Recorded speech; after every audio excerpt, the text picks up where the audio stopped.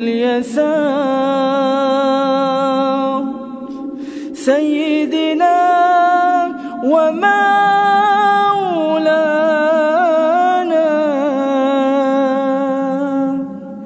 محمد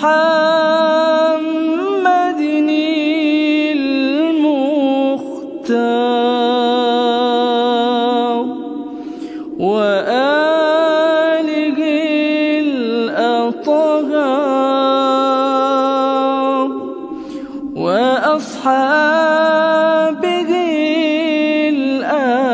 الأخيار عدد نعم الله وإفضاله.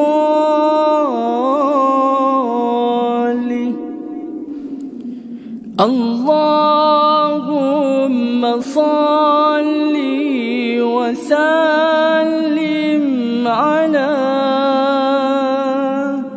نور الأنوار وسر الأسرار وترياق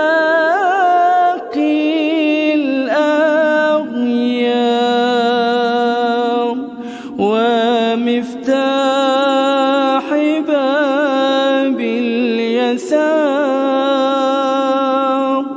سيدنا ومولانا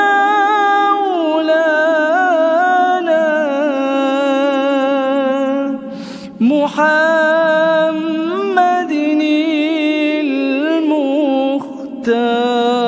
المختار وآله الأطهار وأصحابه الأخيار عدد نعم الله وإفضاله.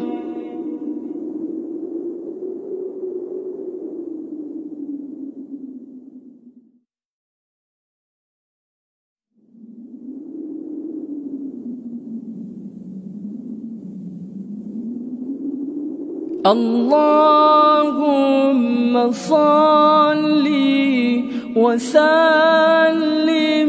على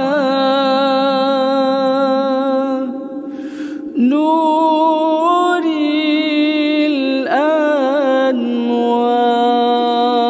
الأنوار وسر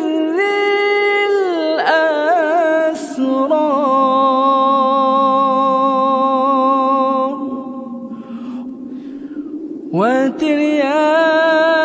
وترياق الأغيار ومفتاح باب اليسار سيدنا ومولانا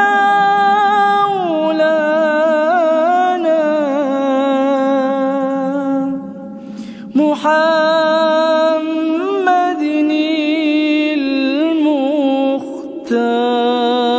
المختار وآله الأطهار وأصحابه الأخيار عدد نعم الله وإفضاله.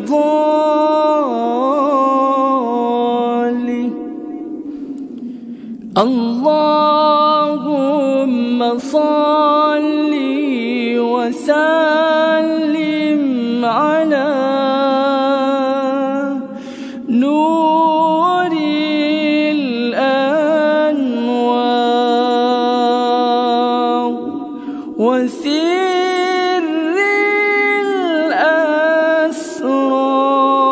الأسرار وترياق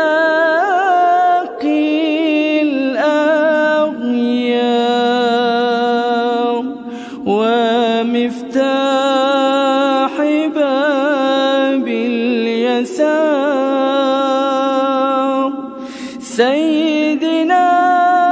ومولانا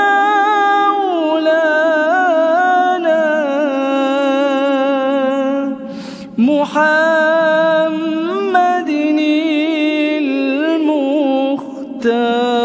المختار وآله الأطهار وأصحابه الأخيار عدد نعم الله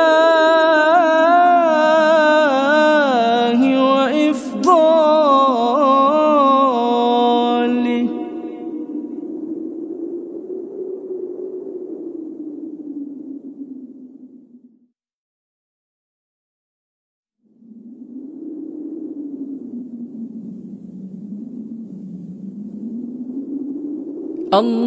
اللهم صل وسلم على نور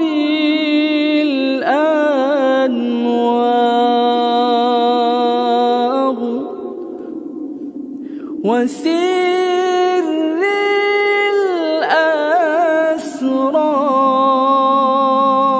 الأسرار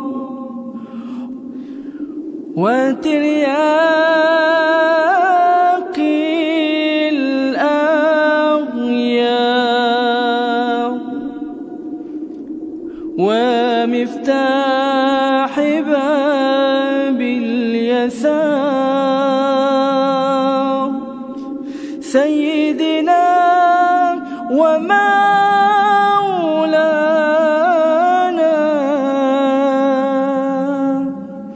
محمد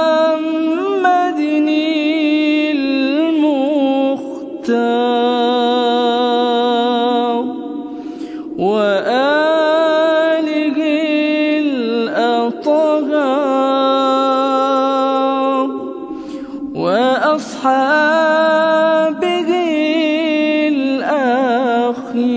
الأخيار عدد نعم الله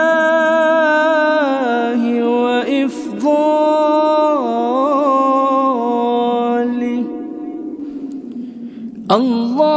اللهم صل وسلم على نور الأنوار وسر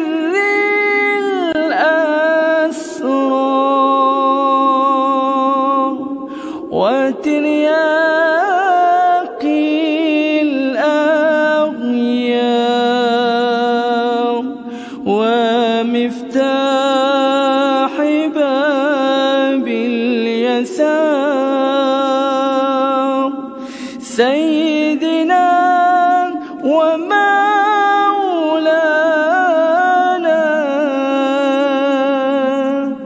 محمد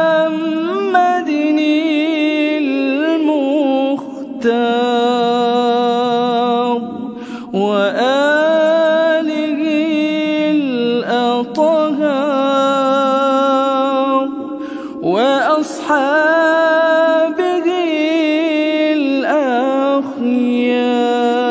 الأخيار عدد نعم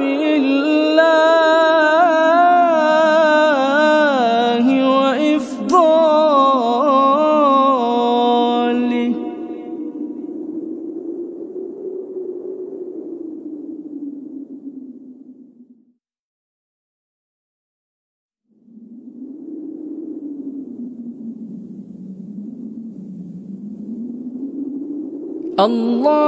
اللهم صل وسلم على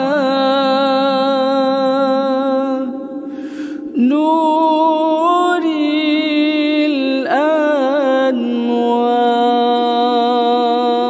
الأنوار وسر الأسرار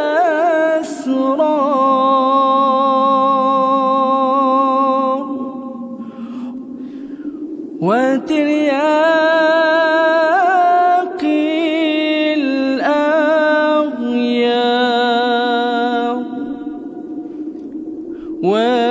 ومفتاح باب اليسار سيدنا ومولانا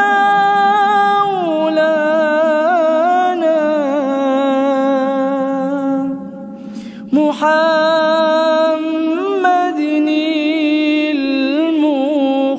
المختار وآله الأطهار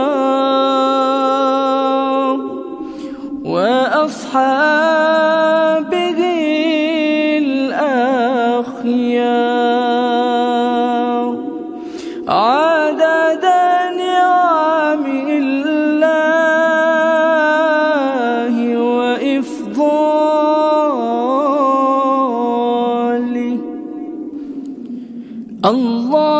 اللهم صل وسلم على نور الأنوار وسر الأسرار وترياق الأغيار ومفتاح. Anjur Husnul Khatimah ialah sebuah projek bagi mengisi saudara keperluan insan-insan di permukaan bumi ini, iaitu untuk mati dalam Husnul Khatimah sesuai dengan doa kita, Allahumma khtim lana bi husnul khatimah wa la takhtim alaina bisu'il khatimah. InsyaAllah sebuah projek, sebuah kampus, sebuah kompleks yang dinamakan Anjur Husnul Khatimah yang akan didirikan tidak berapa lama lagi, dan insyaAllah akan memberikan khidmat yang terbaik kepada seluruh umat Islam untuk hidup dalam Islam dan mati dalam husnul khatimah. Wassalamualaikum warahmatullahi wabarakatuh. Assalamualaikum warahmatullahi wabarakatuh. Menepati apa yang dibincangkan sekarang ini, mungkin rujukan boleh dibuat kepada 3 buku yang saya hasilkan. Buku yang pertama, saudara, ialah Khidmati Ayah Bunda Hingga Akhir Hayat. Buku yang kedua ialah Husnul Khatimah, Impian Setiap Muslim. Dan buku yang ketiga ialah bukunya Isteriku Ketua Bidadari Syurga. Dapatkan buku ini tuan-tuan dan puan. Bacakan buku ini, insya-Allah. Inilah buku panduan untuk kita menjadi insan yang baik, menjadi muslim yang baik, menjadi mukmin yang baik. Wassalamualaikum warahmatullahi wabarakatuh. First Move Childcare Center adalah sebuah organisasi yang melaksanakan fungsi-fungsi untuk mendidik, mengasuh anak-anak. Program yang kita kenalikan ini ialah untuk membantu ibu bapa. Kita hendak anak-anak tuan-tuan sihat, fizikalnya, tahap intelektualnya, tahap emosionalnya, yang pentingnya ialah tahap spiritualnya. First Move Childcare Center ini, First Move artinya sentiasa ke depan saja. Mereka akan berdiri sebagai orang yang pertama, duduk dalam saf pertama.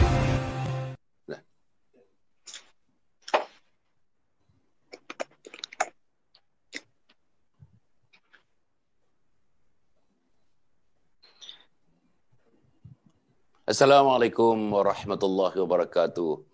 Alhamdulillahirabbil alamin wassalatu wassalamu ala asyrafil anbiya'i wal mursalin sayyidina Muhammadin wa ala alihi wa sahbihi ajma'in.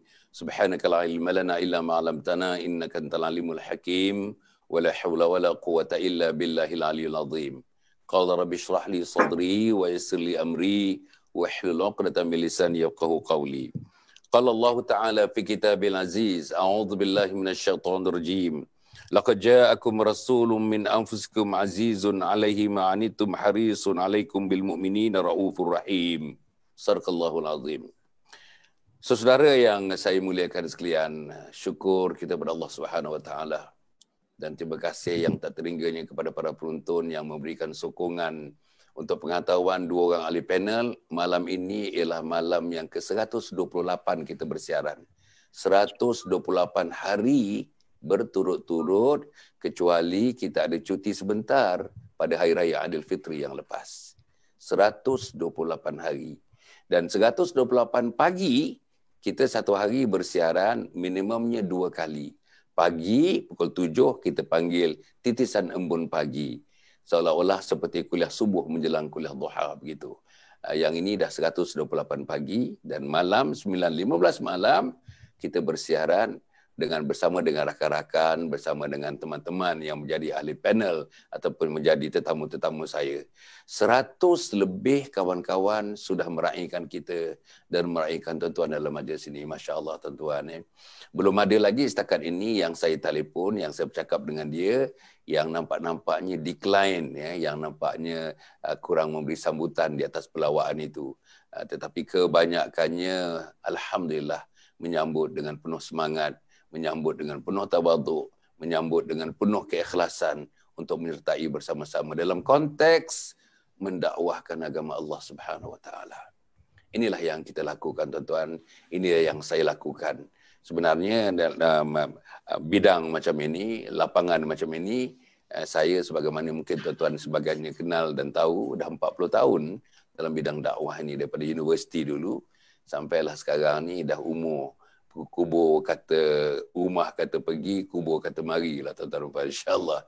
Apapun kita bersyukur pada Allah Subhanahu Wa Taala, segala-galanya berjalan dengan baik sehingga ini, ada sedikit kesihatan, ada sedikit kemampuan, ada sedikit keupayaan dan yang pentingnya tuan-tuan, ada sedikit keinginan dan kemahuan untuk memertabatkan agama Allah. Bersama dengan teman-teman malam ini ada 2 orang yang pertama kali muncul dalam program kita. Untuk pengetahuan 2 orang tetamu saya ni tuan-tuan dan puan, malam ini yang program 9.15 ini di bawah payung namanya Salam Husnul Khatimah. Salam Husnul Khatimah. Jadi di bawah Salam Husnul Khatimah tu berbagai-bagai lah. Tajuk mengenai akidah, tajuk mengenai syariah, tajuk mengenai akhlak, tajuk mengenai current affairs yang berkaitan dengan Islam. Berbagai-bagai tajuk yang kita bincangkan. Profesor-profesor datang, termasuk orang-orang biasa, tuan-tuan, orang-orang biasa yang menjadi tetamu-tetamu saya, yang menghidangkan apa pengertian mereka, apa amalan mereka, dan apa isi hati mereka. Mereka paparkan bersama-sama dengan para penonton, ribuan para penonton sebenarnya, untuk mengikuti program ini dan mengetahui dan menghidupkan api, nyalakan api Islam dalam kehidupan kita, insya-Allah. Malam ni tuan-tuan dan puan, tajuk kita ialah menyelami kotak minda Rasulullah sallallahu alaihi wasallam. Minda, kita katakan kotak lah, tuan-tuan, minda Rasul sallallahu alaihi wasallam. Sama tak dengan minda Hasan Ali? Sama tak dengan minda ayah kita? Sama tak dengan minda bos kita di pejabat? Sama tak dengan minda teman-teman sepancingan dengan kita? Teman-teman seboling dengan kita? Teman-teman semain golf dengan kita? Sama tak minda-minda teman-teman saya, kita dengan minda Nabi Muhammad sallallahu alaihi wasallam? Sama tak minda Nabi Muhammad dengan pimpinan-pimpinan di mana peringkat dunia, tuan-tuan? Pemimpin agung dunia misalnya. Sama tak dengan kotak minda Nabi Muhammad sallallahu alaihi wasallam? Jadi inilah tuan-tuan yang nak dipersembahkan kepada tuan-tuan malam ni, dan kita bersyukur sebenarnya menjadi umat Muhammad sallallahu alaihi wasallam, umat terakhir yang diutuskan melalui nabi yang terakhir dengan risalah yang terakhir, tetapi umat yang dihisab terlebih dahulu, umat yang akan melangkah ke syurga terlebih dahulu, meninggalkan umat-umat yang lain yang lebih dahulu sebenarnya hadir di permukaan bumi ini. Inilah hebatnya umat Muhammad, kerana kita dipimpin oleh penghulu segala nabi, iaitu Nabi Muhammad sallallahu alaihi wasallam. Tuan-tuan, bersama dengan kita 2 orang lah, tuan-tuan. Seorang tu namanya Al-Fadhil Ustaz Rushdi Ramli Al-Johari. Orang Johor, tuan-tuan, tidak Al-Johori tapi Al-Johari. Johari lah yang mengenal mak nikam, tuan-tuan, insya-Allah. Alhamdulillah, tak salahnya orang belah-belah Pontian dekat sana, Batu Pahat kan. Dan telah menulis buku. Inilah spesialis menulis buku tentang sirah kehidupan Nabi Muhammad sallallahu alaihi wasallam daripada berbagai perspektif. Saya dah tengok bukunya, tuan-tuan, berkulit tebal, cantik, nicely bound books, was given to me about last week. Alhamdulillah, masya-Allah. Dan tuan-tuan dan puan mempunyai program, beliau ada program mingguan hari Rabu pukul 10 pagi di Radio Hakim. Setiap minggu, tuan-tuan dan puan, alhamdulillah. Dan buku yang dihasilkannya sehingga ini, bukan saya nak mengampu-ngampu dia, tak ada, tuan-tuan. Sudah diterbit, dicetak 200,000 naskah, tuan-tuan dan puan. Dan tak cukup lagi. Pasal penduduk Islam sekarang ni dalam tuan-tuan, kalau penduduk Islam 65% daripada seluruh penduduk di Malaysia sekarang ada 34 juta. Maknanya tuan-tuan dekat-dekat juga 19-20 juta penduduk Islam ya. Yang jadi 200,000 tu maknanya masih kecil lagi bilangannya. Nak minta lah tuan-tuan semua mendapatkan buku itu. Bacalah tuan-tuan, bacalah. Kekasih Allah, Habibullah, namanya Nabi Muhammad sallallahu alaihi wasallam. Okey. Yang kedua tuan-tuan dan puan, orang muda tuan-tuan. Tahun 2011 dulu masa beliau memasuki imam muda dalam musim yang kedua, beliau telah menjuarai imam muda itu. Insya-Allah. Jadi program imam muda itu dijuarai oleh beliau dan selepas itu tuan-tuan dan puan, beliau tu menjadi alhamdulillah menjadi makna tahulah tuan-tuan ikon anak-anak muda kita, idola anak-anak muda, handsome pula orangnya tuan-tuan dan puan, dan membuka ada tempat butik, ada butik tuan-tuan, mungkin butik jenama beliau wallahu alam di Wangsa Malawati di sana tuan-tuan dan puan. Insya-Allah mungkin kita tengok hasil-hasil kata orang design daripada pakaian-pakaian yang dikeluarkan oleh butik beliau insya-Allah. Jadi tuan-tuan dan puan malam ni kita bersiaran dan saya harap tuan-tuan duduk relax duduk. Pastikan anak-anak ikut sama dengan handphone, dengan smartphone masing-masing, isteri bersama, suami bersama, tuan-tuan menantu-menantu yang ada dekat rumah bersama. Sebab kita nak cerita satu tajuk yang sangat penting. Bukan nak kita cerita Roosevelt, bukan nak cerita John F. Kennedy, bukan nak cerita Donald Trump, bukan nak cerita Boris Johnson, tuan-tuan. Bukan. Kita nak cerita penghulu segala nabi, kekasih daripada Allah Subhanahu Wa Taala, kekasih daripada kekasih, Habibullah, iaitu Nabi Muhammad sallallahu alaihi wasallam. Untuk itu tuan-tuan, saya nak jemput Al-Fadhil Ustaz Rusdi Ramli Al-Jauhari untuk memulakan perbincangan kita ini dengan memberikan sedikit mukadimah, pendek mukadimah awalnya. Daripada situ nanti kita teruskan perbincangan kita. Sediakan yang berbahagia. A'udzubillahi minasyaitonirrajim. Bismillahirrahmanirrahim. Assalamualaikum warahmatullahi wabarakatuh. Innal hamdalillah nahmaduhu wa nasta'inuhu wa nastahdihi wa nastaghfiruh wa na'udzu billahi min shururi anfusina wa min sayyiati a'malina may yahdihillahu fala mudilla lahu wa may yudlil falan tajida lahu waliyyan mursyida. Fadhkur bishrah li sadri wa yassir li amri wahlul 'uqdatam min lisani yafqahu qawli fa amma ba'd. Terima kasih kepada Datuk rasa kerdil bila digandingkan dengan Datuk Hassan dan sahabat saya Imam Muda Hassan.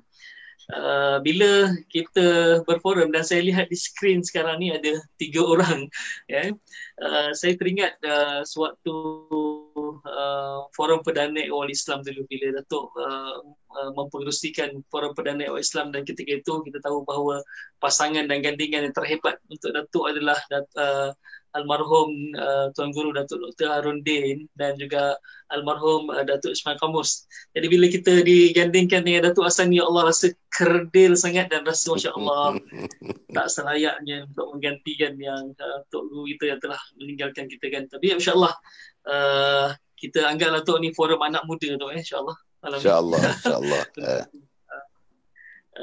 Anak muda yang kurang ilmunya, cuma ada sedikit pengkajian tentang itu untuk kita berkongsi manfaat bersama tentang Nabi SAW insyaAllah. Sebagaimana yang dimaklumkan oleh Datuk, saya memang setiap hari Rabu dan esoklah insyaAllah, dan Alhamdulillah dah hampir 2 tahun untuk bersiaran di Radio Hakim yang membicarakan, membongkar tentang rahsia ataupun rasional sunnah Nabi SAW. Jadi berbalik pada mukadimah kita pada hari ini, Datuk perasan atau tak perasan, surah yang Datuk bacakan tadi itu adalah surah At-Taubah ayat 128. Jadi 128 malam ini adalah siaran yang ke-128. Masya Allah. Ada kaitan dengan ayat yang Datuk baca 128 dan kita bersiaran yang ke-128. Ayat ni sebenarnya kalau kita rujuk, Masya Allah di sinilah key pointnya ataupun keywordnya tentang kita kata menyelami kotak minda Rasulullah SAW. Apa yang ada dalam minda Nabi SAW? Semuanya terkandung dalam ayat yang Datuk baca tadi. Laqad kana lakum fi rasulillahi laqad ja'akum rasulun min anfusikum azizun alaihi ma anittum harisun alaikum bil mu'minina raufur rahim. Sadaqallahu azim.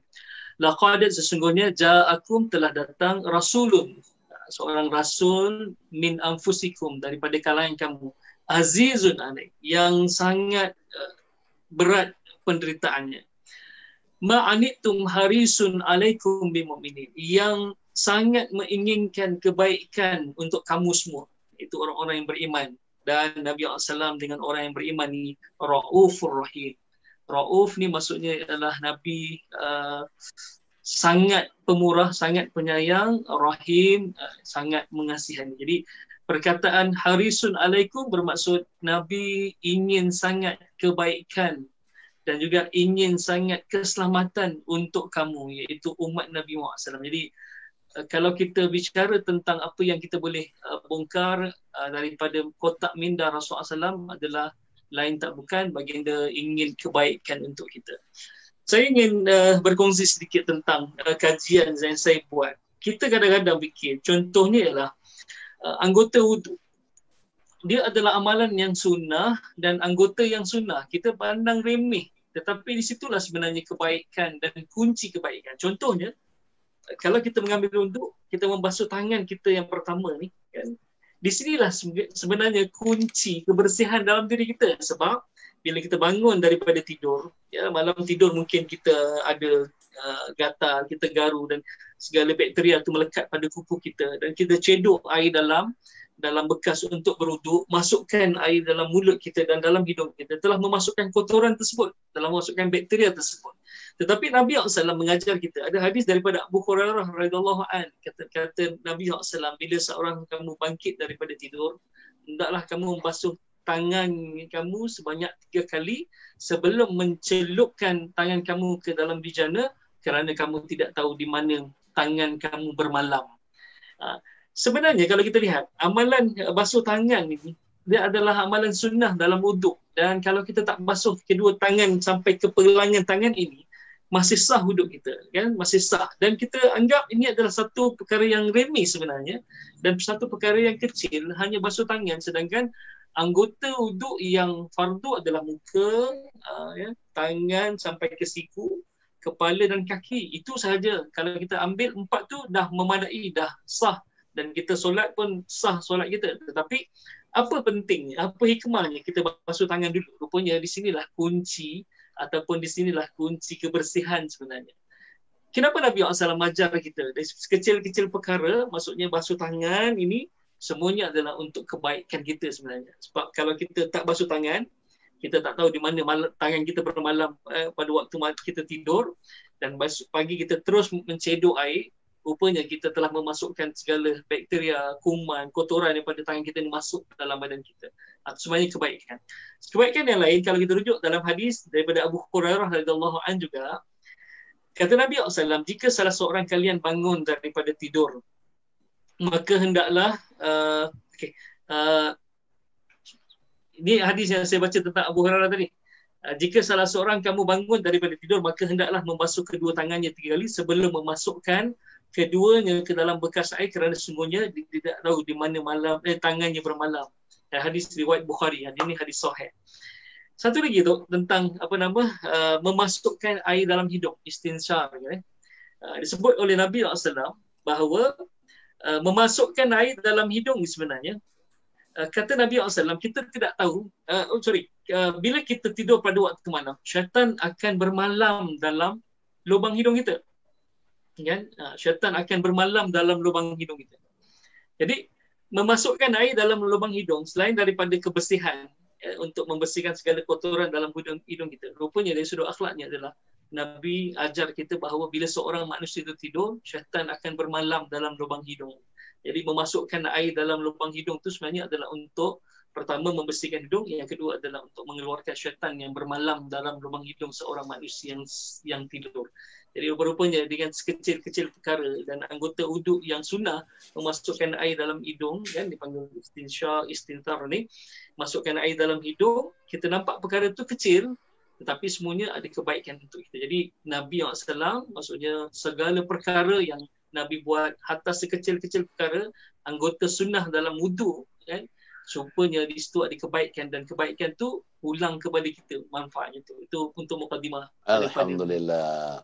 Tuan-tuan ya, apa yang disebutkan oleh Al-Fadhil Ustaz Rusdi Ramli ya, tentang nak mengatakan bahawa kotak minda Nabi Muhammad sallallahu alaihi wasallam bukan saja fikirkan universe yang besar. Bukan saja memikirkan ada dua dunia, dunia dan akhirat. Tetapi yang sekecil-kecilnya kalau saudara tengok. Dalam hadis banyak perkara-perkara kecil-kecil yang kita memang kesampingkan, dan kadang-kadang kita tidak berjumpa dengan hadis-hadis yang memuatkan cerita-cerita harian kita yang kecil-kecil. Cerita di dapur, cerita di ruang tamu, cerita menjamu tetamu, cerita waktu makan, cerita waktu tidur, cerita waktu buang air, cerita waktu dalam perjalanan, macam-macam cerita. Belum lagi cerita yang besar, mentadbir negeri, mentadbir Baitul Mal, itu lagi besarlah tuan-tuan dan puan. Lagi besar ceritanya ialah cerita dunia, kehidupan dunia sekarang ni, nak menghadap satu dunia yang waktu itu tuan-tuan dan puan, soal saatnya tidak ada, soal minitnya tidak ada, soal jamnya tidak ada, soal hari yang tidak ada, soal minggu tidak ada, soal bulan tak ada, soal tahun, soal kurun pun tak ada, iaitu alam akhirat namanya. Itu pun menjadi salah satu benda yang ada dalam kotak pemikiran Nabi Muhammad sallallahu alaihi wasallam. Terima kasih Ustaz. Saya nak pergi kepada orang muda kita yang handsome orang muda ni, masya-Allah tuan-tuan dan puan Imam muda Hasan Adli. Hasan Adli ini dalam sejarahnya orang besar tuan-tuan, orang banyak fikir tentang agama. Hasan Adli ini agaknya ayah menamakan Hasan Adli pun fikir begitulah, supaya anak yang ada, anak muda ini tuan-tuan, insya-Allah menjadi pejuang-pejuang kepada agama Allah Subhanahu Wa Taala. Tuan-tuan dan puan ya, apa untuk imam muda ni, tadi dah berikan yang sekecil-kecilnya sampai yang sebesar-besarnya. Saya nak memulakan ya, dalam lingkungan hidup manusia ni, kalau kita baca banyak buku-buku sikit-sikit tuan-tuan baca tuan-tuan ya, ada 5 pusingan ni, 5 pusingan. Pertama diri, kedua keluarga, ketiga jiran tetangga, keempat masyarakat, kelima umat, itu dunia. Satu lagi ialah kehidupan di alam akhirat. Saya nak tanya imam muda ni yang dalam kajiannya, macam mana Nabi boleh memikirkan dalam masa 23 tahun tu tuan-tuan boleh fikir semua sekali. Kita daripada generasi ke generasi, bukan nak fikir apa? Suruh anak sembahyang, suruh cucu sembahyang pun tak dapat lagi kita nak memikirkan dan menyaksikan mereka sembahyang menunaikan perintah Allah Subhanahu Wa Taala. Sila. Baik. Terima kasih kepada Yang Bahagia Datuk Hasan Ali. Ini antara kata dulu saya teringat Datuk waktu saya ke sekolah menengah dulu, ada seorang cikgu bagi tahu kat saya, kamu nama Hasan Ali dekat-dekat dengan Hasan Ali katanya. Kamu jadilah macam Hasan Ali, dia kata gitu. Dan tak sangka malam ni bersama dengan Datuk Dr. Hasan Muhammad Ali dan juga bersama dengan Tuan Guru yang mulia Ustaz Rusdi Ramli Al-Jauhari yang mengkaji tentang sirah nabawiyah, masya-Allah hebat sebenarnya, dan juga semua yang menonton live pada malam yang mulia ini, hari yang ke-128 begitu indah walaupun nampak kebetulan, tapi semuanya apa yang berlaku ni dia ada sebab dia kan. Tak ada perkara yang berlaku tidak ada sebab, semuanya ada sebab. Tengok macam Datuk Hasan mulakan dengan ayat Al-Quran surah At-Taubah 128, kena pula dengan hari yang ke-128 kita merancang, Allah yang menentukan. Ini semua adalah ada sebab yang tertentu, yang hikmah yang kita tak tahu. Dan kalau kita melihat kepada apa yang kita sedang bincangkan, kotak pemikiran Rasulullah SAW, seorang insan yang sangat kita cintai.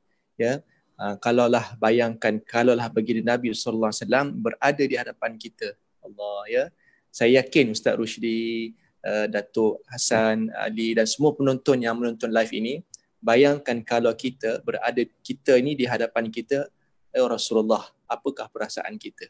Sedangkan bila kita baca, saya yakin Ustaz Rusdi yang mengkaji tentang sirah Nabi, yang banyak membaca tentang sirah Nabi, rujukan-rujukannya, pasti rasa rindu tu teramat sangat, rindu sangat. Saya ingat ada seorang tuan guru lah, saya tak sebutlah di sini, tapi dia dah baru saja meninggal dunia, pernah saya ziarah dia. Dia kata apa?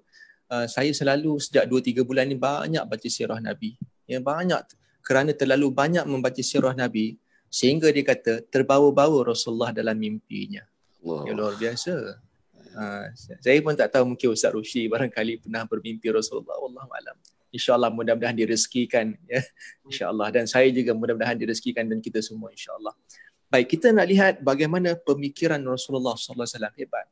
Sebenarnya Allah Ta'ala dah bagilah kita ni pemikiran, akal yang Allah bagi. Akal ni terlalu mahal. Cuma kadang-kadang kita manusia yang banyak melakukan kezaliman pada diri, kita tak manfaatkan akal yang Allah bagi pada kita. Sebab tu dalam surah Az-Zariyat ayat yang ke-21, Allah Subhanahu wa taala berfirman, a'udzu billahi minasyaitonir rajim wa fi anfusikum afala tubsirun. Sadaqallahul azim. Dan lihatlah dalam diri kamu. Allah suruh kita perhatikan dalam diri kita. Lihatlah mata kita, lihatlah hidung kita, lihatlah akal yang Allah bagi pada kita. Apakah kamu tidak melihat? Allah suruh perhatikan. Dan malam ni kita nak perhatikan bagaimana minda Rasulullah tu. Dan mudah-mudahan lepas habis program pada malam ini kita dapat sesuatu. Khususnya saya bercakap ni, saya nak dapatkan sesuatu.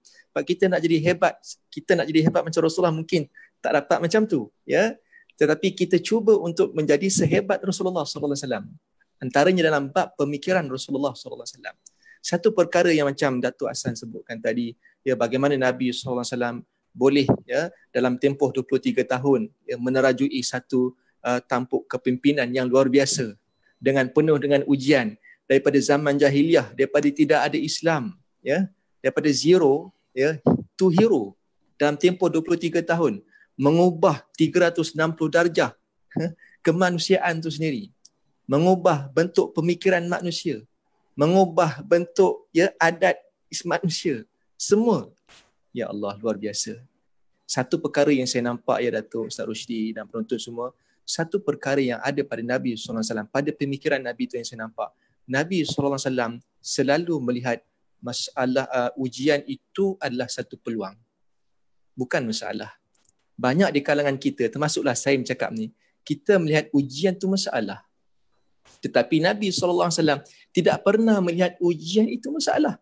Tetapi Nabi SAW melihat ujian itu satu bentuk peluang. Ya Allah, tengok ya, saya bagi satu contoh.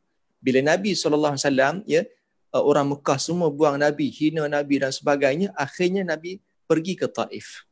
Ya, Ustaz Rushdi lebih arif lah benda ni kan. Pergi ke Taif, kita pun dah tahu kisah ni. Orang Taif membuang Nabi. Ya, Nabi SAW, ya, beranggapan barangkali orang Taif boleh menerima Nabi. Tapi rupanya tidak. Ya. Sehingga kan kita pun tahu sirah bagaimana malaikat yang sehingga nak yang menjaga dua bukit dan menghempak penduduk Taif. Tapi apa kata Nabi SAW? Jangan, ya. Mungkin hari ini mereka tidak menerima dakwahku, tapi anak cucu mereka nanti akan ikut dakwahku. Sebab apa? Mereka tak kenal aku pada hari ini. Tengok ya, kalau saya duduk di tempat Nabi barangkali kan, dalam situasi macam tu, ya Allah punya susahnya dakwah ni kan, ya, sampai dibaling batu, berdarah kaki dan sebagainya. Malaikat pula datang nak offer, nak tu balik kan, bagi. Kita kata tak apalah, matikan mereka semua senang. Kan, kita kata macam tu. Tetapi Nabi SAW tidak melihat ujian tu sebagai masalah. Ya, kenapa saya kata, tak apalah malaikat, bagilah mereka mati kan. Sebab kita nampak masalah tu, ujian tu masalah. Tapi Nabi tidak pernah melihat itu masalah. Tapi Nabi lihat itu peluang. Ya, peluang apa?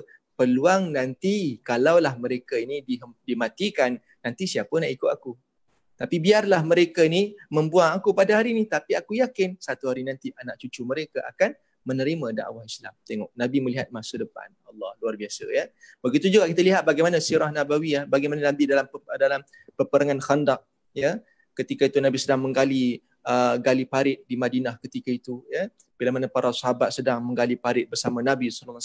Nabi kata apa dalam satu hadis, la tuftahunna al-Qastantiniyah fala ni'mal amir amiruha wa la ni'mal jaish dzalikal jaish.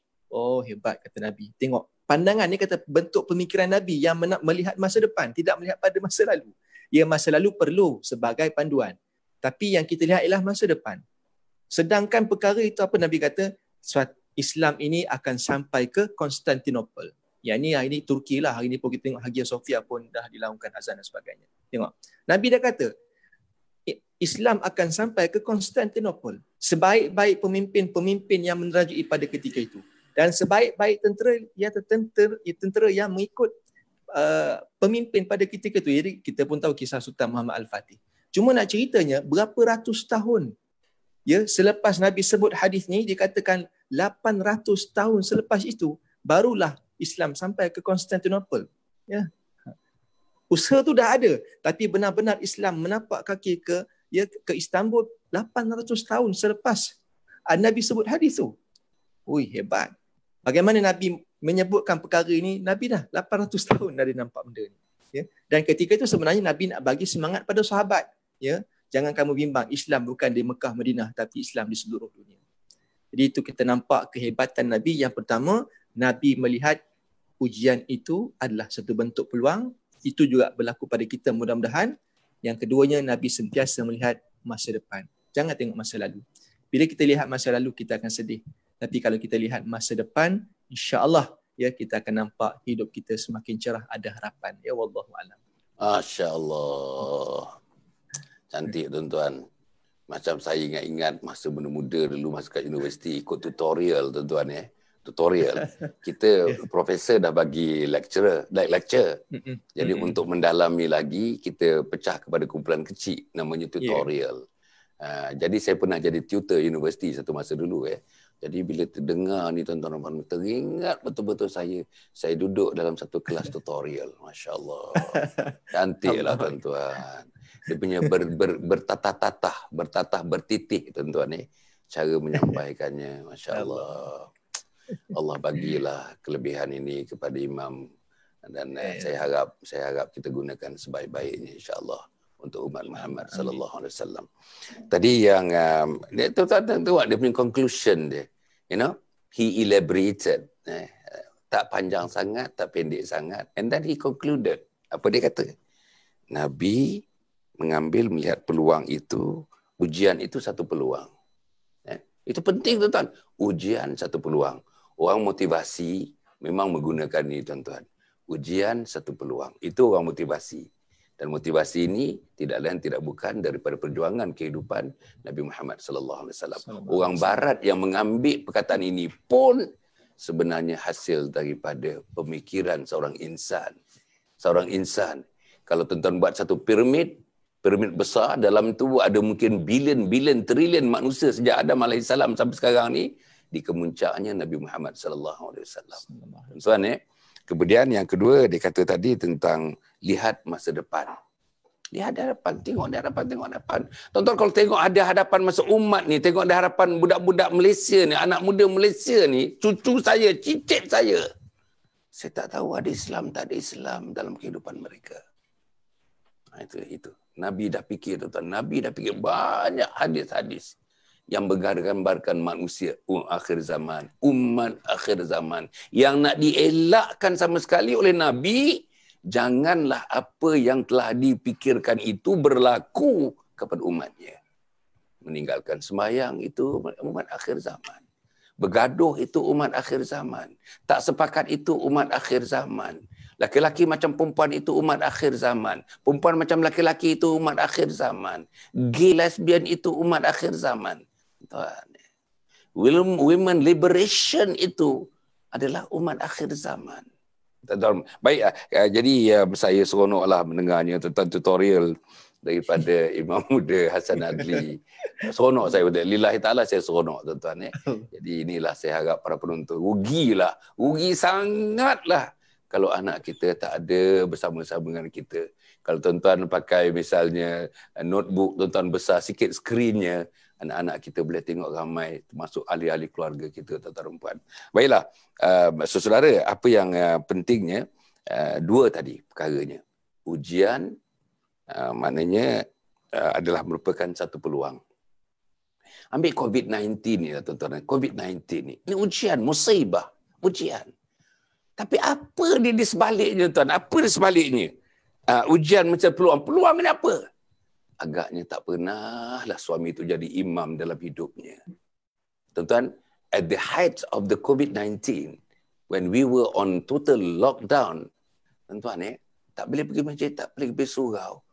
ada orang perempuan telefon saya, isteri kata, suami saya menjadi imam. Tak pernah dah kahwin 27 tahun. Aduh tuan-tuan. Nampak? Kan? Suami saya ada di antaranya kami sebelum kami tidur dia kata baca sepotong hadis. Tak pernah berlaku dalam rumah ini. Kan nampaknya peluang tuan-tuan, peluang. Jadi ya saya nak pergi balik kepada yang berbahagia Ustaz Rusdi Ramli Al-Jauhari. Ustaz ya. Tadi kita cerita yang sekecil-kecilnya. Sekarang kita nak cerita yang sebesar-besarnya Ustaz ya. Apa yang paling besar? Tapi dah tergambar juga tadi tuan. Apa yang paling besar yang siang, malam, pagi, petang yang difikirkan oleh Nabi Muhammad sallallahu alaihi wasallam. Saya nak tengok nanti bezanya dengan kita. Apa yang kita fikirkan, apa Nabi fikirkan. Tuan-tuan, Nabi tak pergi universiti, saya pergi universiti. Nabi tak ada master's degree, saya ada master's degree. Nabi tak ada PhD, saya ada PhD. Tapi fikiran saya macam mana dibandingkan fikiran Nabi? Sila Ustaz. Auzubillahi minasyaitonirrajim. Bismillahirrahmanirrahim. Allahumma salli ala sayyidina Muhammad. Kalau kita rujuk pada hadis Nabi SAW, kalau kita rujuk dalam kitab Syama'il Muhammadiyah, bab uban Nabi SAW. Sayyidina Abu Bakar bertanya kepada Nabi, "Qad syibta ya Rasulullah." Aku lihat engkau dah beruban ya Rasulullah. Lalu kata Nabi, "Syayabatni al-hud wal mursalat wal waqi'ah," dan surah-surah berikutnya. Kalau kita terjemah pada hadis ni, Abu Bakar dia melihat sudah ada uban yang tumbuh di kepala Nabi SAW. Lalu Abu Bakar berkata kepada Nabi, "Wahai Rasulullah, aku lihat kau dah beruban." Lalu jawapan Nabi SAW adalah bukan dia cakap aku dah berusia, aku dah berumur. Tapi dia kata yang menyebabkan aku beruban adalah sebab surah Hud, surah Al-Waqi'ah, surah At-Takwir, surah... Bila kita kaji tentang surah-surah ini adalah surah-surah yang menceritakan tentang akhirat. Surah-surah yang menceritakan tentang akhirat. Jadi kita sebenarnya berbezaan dengan Nabi SAW. Kita beruban kerana fikir tentang dunia tu. Kita mungkin jiran sebelah baru beli kereta baru, kita pening kepala macam mana dia boleh beli kereta baru. Kerjanya biasa-biasa je. Aku lebih hebat lagi kerjanya daripada kerja jiran aku sebelah ni. Tapi macam mana dia beli kereta mahal yang baru. Jadi, pening kepala sampai beruban kita. Tetapi Nabi SAW berbeza. Berbeza dengan Nabi SAW. Nabi beruban sebab memikirkan tentang akhirat. Bukan Nabi memikirkan tentang dirinya sebab Nabi maksum, Nabi terpelihara dan Nabi ini telah diberi jaminan syurga oleh Allah Subhanahu Wa Taala. Tetapi Nabi SAW dia memikirkan tentang umatnya, bagaimana umatnya nanti berhadapan dengan akhirat, adakah dia akan dicampakkan dalam neraka Allah ataupun akan diberikan nikmat syurga oleh Allah Subhanahu Wa Taala. Sebab itu kalau kita rujuk dalam hadis ini bahawa Nabi SAW pernah bersabda bahawa bagi setiap Nabi ini ada doa yang Allah takkan tolak. Ada doa yang Allah takkan tolak. Allah akan terima kalau dia berdoa. Dan disebut bahawa para Nabi yang terdahulu telah menggunakan doa itu. Dan Nabi SAW tidak bersyadang untuk menggunakan doa itu di dunia, tetapi baginda bersyadang untuk menggunakan doa itu di akhirat untuk menyelamatkan umat Nabi daripada api neraka Allah. Allahu Akbar. Masya Allah, hebat kan? Maksudnya kita mungkin hidup atas muka bumi ini kita memikirkan tentang dunia, tetapi Nabi SAW memikirkan tentang kita sebenarnya. Nabi bukan fikir tentang diri dia, Nabi fikir tentang kita. Bagaimana nanti kita bila berhadapan di titian sirat, bagaimana nanti kita berada di hadapan Al-Mizan Allah Subhanahu Wa Taala. Ketika itulah Nabi, kalau kita rujuk di dalam kisah bahawa orang yang pertama dibangkitkan nanti di padang mahsyar adalah baginda sallallahu alaihi wasallam. Bila Nabi dibangkitkan, Nabi terus berlari dan mendapatkan Allah Subhanahu Wa Taala dan Nabi sujud di hadapan Allah dan berkata, "Wahai Allah, aku tidak akan angkat wajah aku ini selagi mana engkau tidak memberi keizinan aku untuk memberi syafaat kepada umat." Itu dia yang disebut oleh Nabi SAW, sujud dalam hadapan Allah Subhanahu Wa Taala. Kemudian bila Allah berkata, "Wahai Muhammad, bangunlah dan berilah syafaat kepada umatmu." Nabi terus bangun dan berlari mendapatkan Jibril dan kata, "Wahai Jibril, ke mana kau kumpulkan umatku?" Lalu kata Jibril, "Aku kumpulkan di hadapan mahkamah Allah untuk dihitung segala amalannya." Berlari dia untuk mendapatkan umatnya dan dia berdiri di setiap neraca timbangan itu bila seorang demi seorang umat Nabi SAW akan dihitung. Bila tak cukup beratnya, Nabi akan tanggalkan jubahnya, tanggalkan serbannya letak di atas al-mizan tersebut, dan kalau masih lagi tidak mampu untuk memberatkan neraca timbangan amalan umat Nabi SAW, dia meletakkan namanya Muhammad di neraca tersebut semata-mata untuk menyelamatkan umat Nabi daripada terjerumus dalam neraka Allah Subhanahu Wa Taala. Sayangnya Nabi. Sebab itu ayat yang kita baca pada malam ni, ya, disebut harisun alaikum. Nabi nak sangat kebaikan untuk kita, dan Nabi sini disebut azizun alaihim ma'anitum. Nabi ni sangat berat penderitaan yang Nabi hadapi semata-mata untuk kebaikan dan semata-mata untuk keselamatan umat Nabi SAW nanti, terutamanya di atas muka bumi ini, dan yang paling pentingnya nanti selamat di akhirat. Sebab itu kalau kita rujuk Nabi SAW ni sebenarnya, kalau saya lebih suka bangkitkan kecintaan kita pada Nabi SAW, membongkar tentang rahsia di sebalik amalan sunnah Nabi SAW. Kan, sebab itu bila kita bongkar tentang di sebalik amalan sunnah Nabi SAW, setiap satu perkara yang Nabi buat ini adalah kebaikan untuk kita sebenarnya, kebaikan untuk kita. Kalau kita rujuk dalam contohnya bab makan, selalu kita bincang tentang makan. Makan sebenarnya kalau kita mengikut sunnah Nabi SAW, dan sunnah adalah berasal dari kalimah tariqah, jalan, cara hidup Nabi SAW. Jadi Nabi nak kebaikan untuk kita, dan mudah-mudahan kita ini bila mengikut jalan yang telah ditinggalkan oleh Nabi SAW, kita akan terselamat daripada bencana dunia ini, dan seterusnya kita akan selamat dalam di akhirat nanti. Sebab itu satu persatu yang Nabi lakukan ini ada hikmahnya, ada rahsianya. Saya nak bawa tentang konsep kita ni makan dan jilat jari selepas makan. Kita nampak benda ni mungkin perkara kecil, kan? Tapi inilah sebenarnya hikmah yang terbesar sebenarnya. Yang pertama, kalau kita rujuk dari sudut sains, memang kita tahu daripada kecil kita belajar bila kita jilat jari ini selepas makan, kita akan memasukkan enzim dalam mulut kita untuk membantu penghadaman makanan.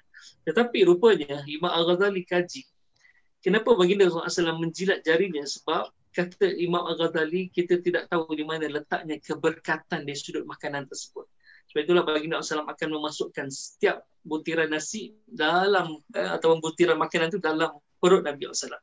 Dan yang ketiga, kalau kita rujuk rasional tentang orang Melayu tentang jilat jari ni, kadang-kadang ada lebihan nasi. Oh, tentu kita kata kesian nasi tu menangis dia, kan. Rupanya nak ajar kita konsep syukur. Di sebalik sebiji nasi itu ada orang berjasa di sebaliknya. Jadi kalau kita rujuk kepada setiap sunnah yang dilakukan oleh Nabi SAW ni, ada kebaikan kita untuk kita hidup atas muka bumi ini. Yang kedua adalah untuk kita selamat di akhirat. Kita mensyukuri nikmat Allah Subhanahu Wa Taala, kan. Sebab itu bila kita rujuk pada kisah ataupun sirah Nabi SAW, sebenarnya Nabi sangat nak kebaikan untuk kita, dan Nabi sanggup berkorban, Nabi sanggup bersusah payah untuk kebaikan kita dan kita selamat daripada api neraka Allah Subhanahu Wa Taala. Itu yang patut kita syukuri dengan turunnya ataupun Allah bangkitkan Nabi untuk kita sebagai umat. Sebab itu bila kita rujuk dalam ayat, wa ma arsalnaka illa rahmatan lil alamin, dan tidaklah aku utus engkau wahai Muhammad melainkan rahmat untuk sekalian alam. Rahmat kat sini kita boleh terjemahkan ada dua. Pertama, Allah turunkan Nabi untuk kita sebagai tanda kasih sayang Allah kepada kita umatnya. Sebab kalau kita tidak ada panduan, kita tidak ada idola kita ataupun kita tak ada ikutan, kita mungkin akan tersesat. Itu Nabi SAW diutus pada kita yang perfect, yang sangat sempurna, manusia yang sangat sempurna dari segala sudut, daripada sekecil-kecil perkara sampailah sebesar perkara. Inilah panduan kita, inilah ikutan kita supaya kita selamat. Sebab itu disebut Nabi diutus rahmatan, maksudnya sebagai tanda kasih sayang Allah atas kita. Dan yang kedua sebenarnya Nabi diturunkan untuk ajar kita bagaimana kita nak berkasih sayang. Dan akhirnya nanti bila kita berkasih sayang, kita akan mendapat cinta kepada Allah SWT. Sebab itu kalau kita rujuk pada ayat Allah SWT yang sebut tentang apa nama? Apa ya tu lupa Ustaz Hasan, apa tentang yang kalau kita nak dapat kecintaan, kul in kuntum tuhibbunallah, tapi orang guna ayat ni untuk ayat pengasih tu, kan. Tapi kalau kita rujuk kul in kuntum tuhibbunallah, kalau katakan wahai Muhammad, kalau engkau ingin mendapat kecintaan daripada Allah, fattabi'uni, ikutlah aku, yuhibbukumullah, nescaya kamu akan mendapat kecintaan daripada Allah. Jadi kalau kita nak dapat kecintaan daripada Allah, kita kena sayang Rasul. Bila sayang Rasul, Allah akan sayang kita. Jadi bagaimana kita nak melahirkan rasa sayang pada Rasul? Pertama, sirah Nabi SAW kita kena khadamkan. Yang kedua adalah setiap amalan sunnah ini ada kebaikan untuk kita. Jadi setiap kali kita melakukan amalan sunnah itu adalah kita nak lahirkan rasa cinta kita pada baginda sallallahu alaihi wasallam.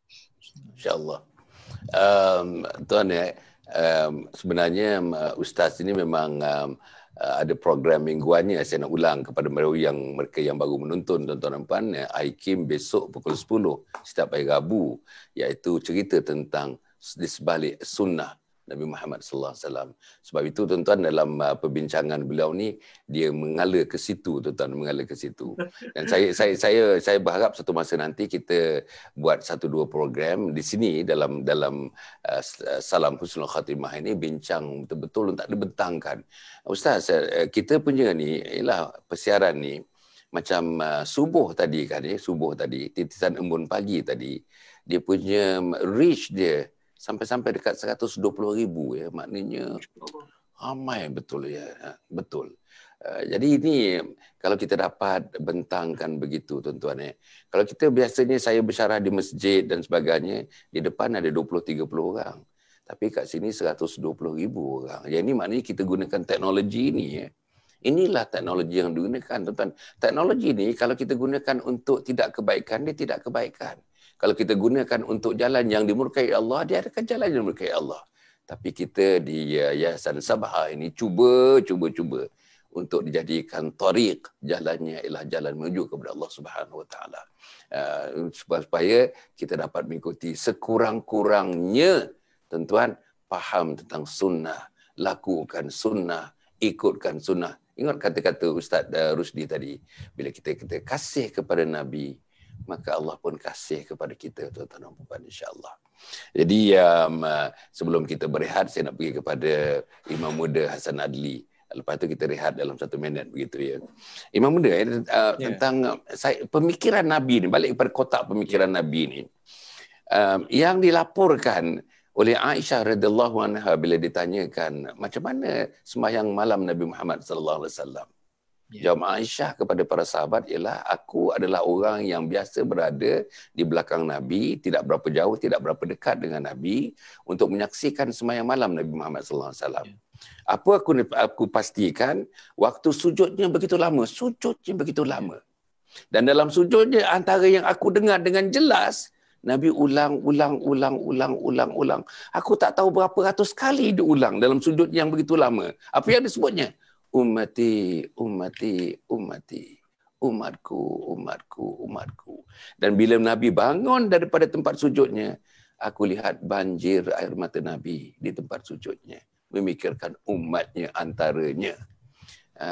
Imam Muda agaknya cuba kita fikirkan tentang the ummatic thinking, the thinking of ummah ini. Kita ni sebenarnya, isteri kita tak pakai tudung, kita tak fikir. Tapi isteri kita yang kita dah kahwin 30 tahun, siang malam dengan dia, tak fikir. Kan?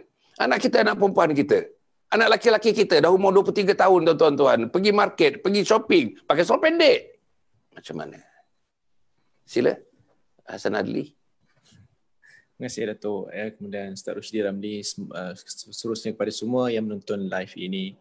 Ya Allah, banyak benda yang saya belajar daripada Ustaz Rusdi, daripada Datuk sendiri. Bila kita melihat apa yang Datuk sebutkan tentang bagaimana Nabi SAW sentiasa mengingati umatnya. Memang sebenarnya kalau kita baca hadis-hadis Nabi, memang acap kali Nabi SAW tu mengingatkan umat dia. Nabi tidak, Nabi mengambil tahu urusan keluarganya, dan Nabi berjaya membangunkan institusi keluarga dengan cara yang diredai oleh Allah Ta'ala. Tapi bukan sekadar tu. Tapi Nabi juga memfokuskan pada umatnya. Dalam tidur Nabi, dalam solat Nabi, dalam bicara Nabi, dalam apa yang Nabi buat, umat. Yang ini sebenarnya saya lihat, kita nak melihat bagaimana ada pada Nabi yang kita nak ada pada kita, insya-Allah mudah. Sebab tu saya teringat, saya nak petik satu kata seorang ulama, itu nama Malik bin Nabi, mengatakan akal manusia ni ada 3 kategori. Yang pertama akal kecil, yang kedua akal sederhana, dan yang ketiga akal besar. Baik, kita nak lihat di manakah kotak minda kita berada, kecil, sederhana ataupun besar. Dan pastinya Nabi SAW berada di kotak pemikiran yang besar. Baik, kita bagikan begini supaya kita nampak beza dan di manakah kedudukan kita. Baik, yang pertama, akal kecil, iaitu akal yang sentiasa memikirkan tentang aku, rumah aku, kereta aku, KWSP aku, pencen aku, anak-anak aku, ya. Bagus tu, bagus.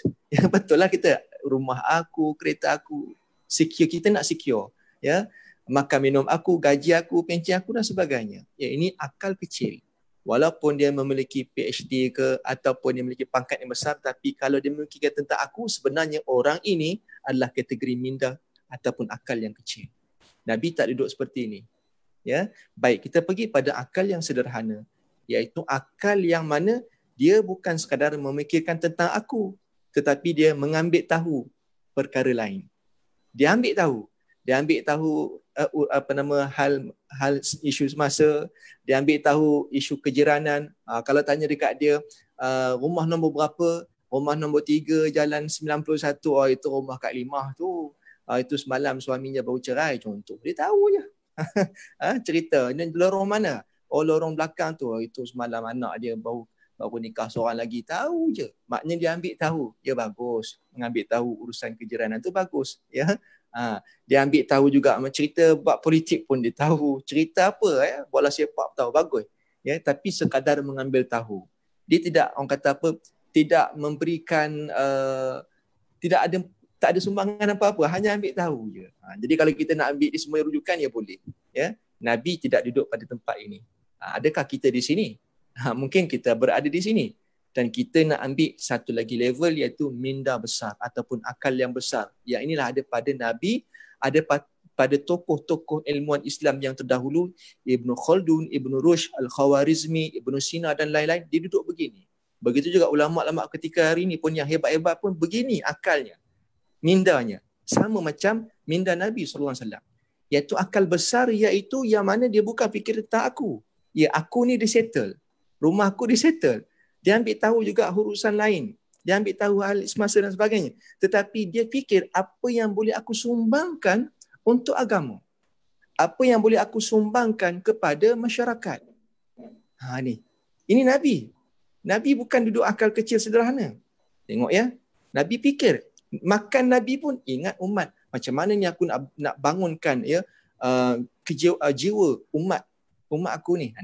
Saya teringat antaranya tokoh Islam yang terkenal, Syekh Dr. Wahbah Az-Zuhaili, ya, rahimahullah ta'ala.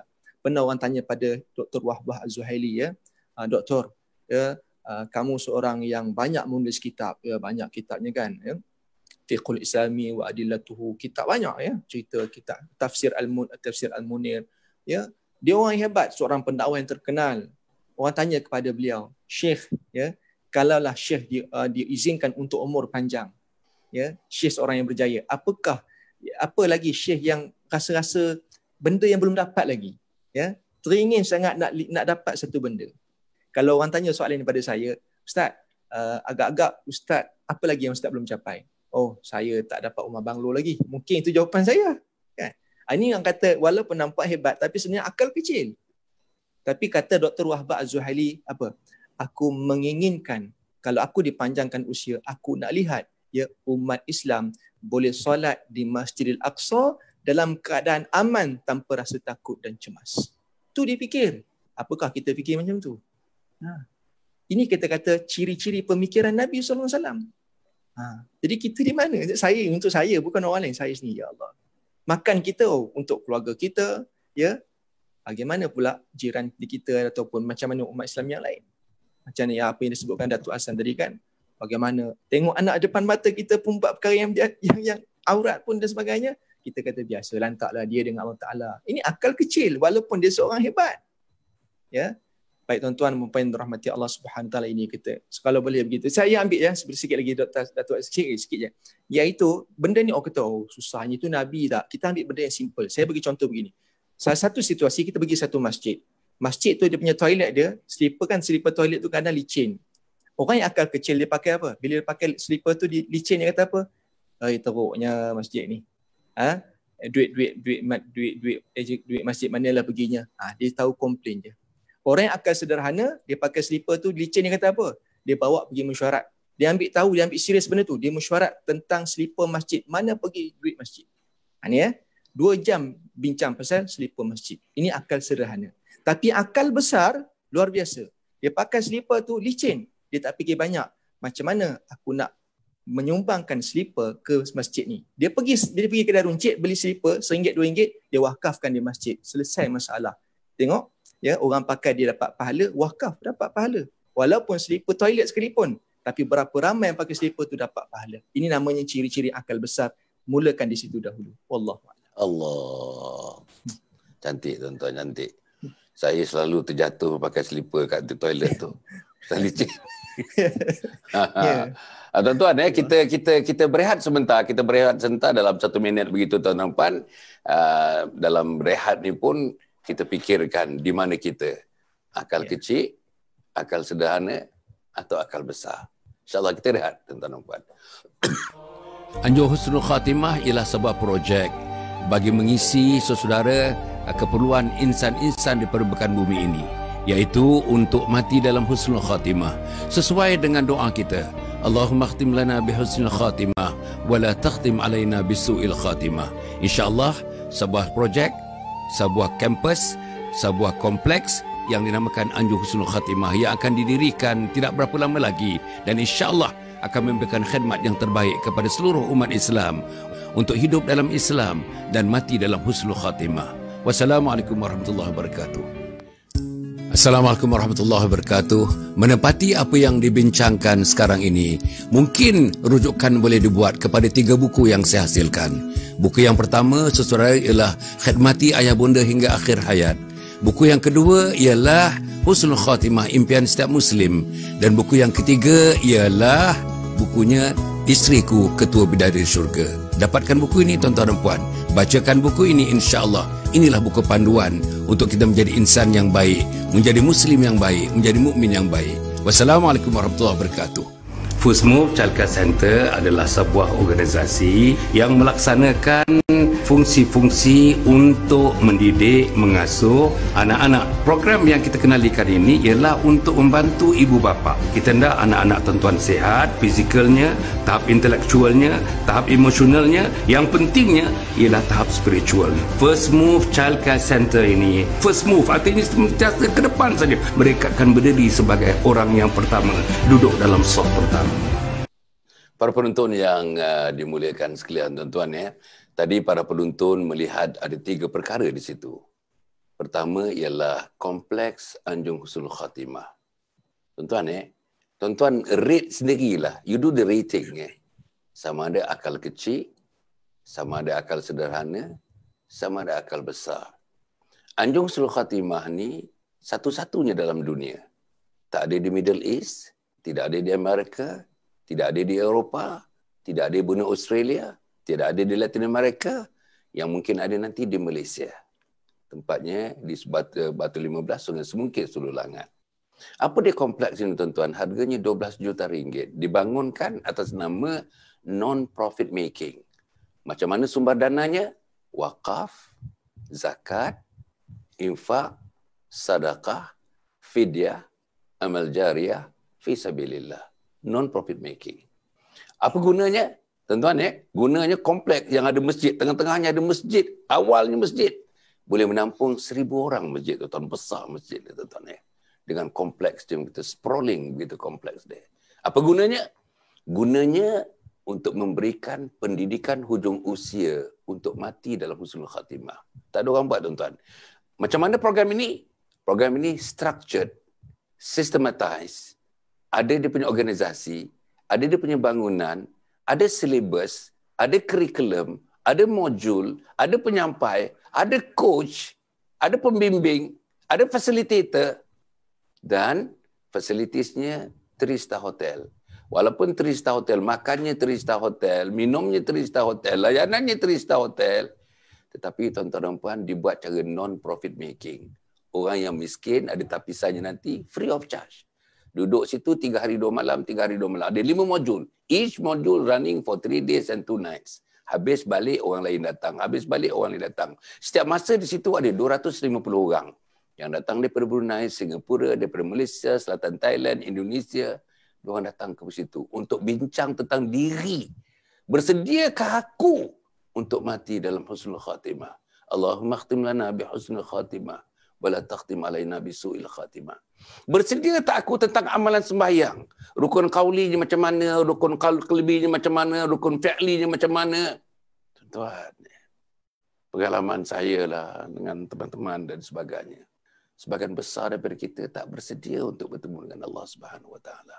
Sembahyang tak jaga lagi, bacaan sembahyang tak betul lagi, bacaan Fatihah pun kalau ada guru betul-betul guru tajwid, tengok kita baca Fatihah, dengar kita baca Fatihah, geleng kepala tuan-tuan, geleng kepala. Inilah yang berlaku tuan-tuan dan puan. Inilah, saya tak tahu. Tuan-tuan rate sendirilah. Sama itu akal kecil, sama itu akal sederhana, ataupun itu akal besar. Gunanya untuk umat Muhammad sallallahu alaihi wasallam.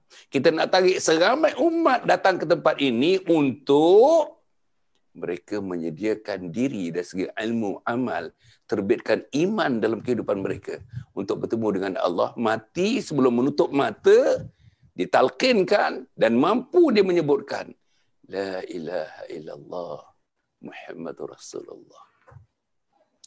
Yang kedua, tuan-tuan dan puan, yang buku yang saya tulis ada 3 buku yang terakhir, tuan-tuan ya. Buku tu boleh diseminarkan. Buku yang pertama, Khidmati Ayah Bonda Hingga Akhir Hayat. Saya tulis buku ni, tuan-tuan ya. Baru saja buku ni, tak sampai setahun, tak sampai 6 bulan pun, tuan-tuan ya. Buku yang kedua, Husnul Khatimah, Impian Setiap Muslim.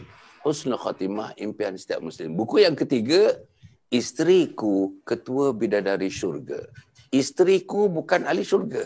Isteriku bukan bidadari syurga. Tetapi isteriku ketua bidadari syurga.